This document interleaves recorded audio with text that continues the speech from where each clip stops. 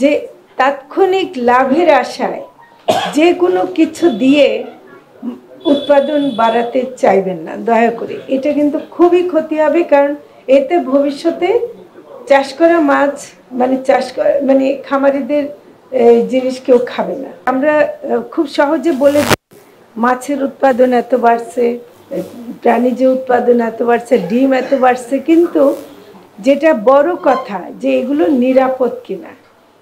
হ্যাঁ, আপনি শুধু ফিডের দামের কথা বললে তো হবে না, ফিডটা নিরাপদ কিনা।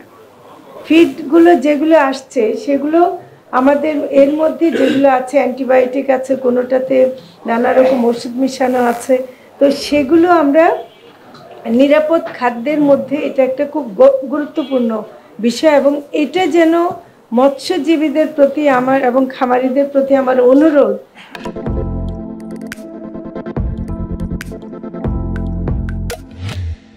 যে তাৎক্ষণিক লাভের আশায় যে কোনো কিছু দিয়ে উৎপাদন বাড়াতে চাইবেন না দয়া করে। এটা কিন্তু খুবই ক্ষতি হবে, কারণ এতে ভবিষ্যতে চাষ করা মাছ মানে খামারিদের জিনিস কেউ খাবে না। তো এটা কিন্তু আমাদের খুব খেয়াল রাখতে হবে। আমি মনে করি যে দেশীয় মাছ রক্ষার চেষ্টা করাটা চাষ করা মাছের ব্যাপারে আমরা করব, কিন্তু দেশীয় মাছ রক্ষা করার জন্য, দেশীয় গরু ছাগল রক্ষা করার জন্য, দেশীয় মুরগি রক্ষা করার জন্য আমাদেরকে বেশি করে কাজ করতে হবে। কিন্তু এটা আমরা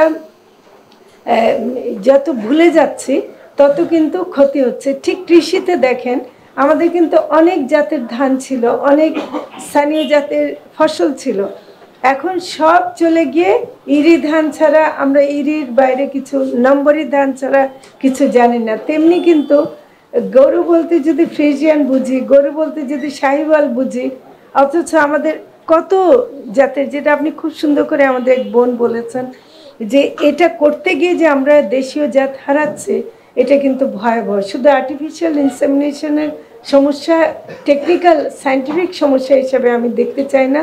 আসলে কত দূর আমরা কৃত্রিম প্রজননকে নিয়ে যাব সেটাও কিন্তু আমাদের একটা নীতি থাকতে হবে।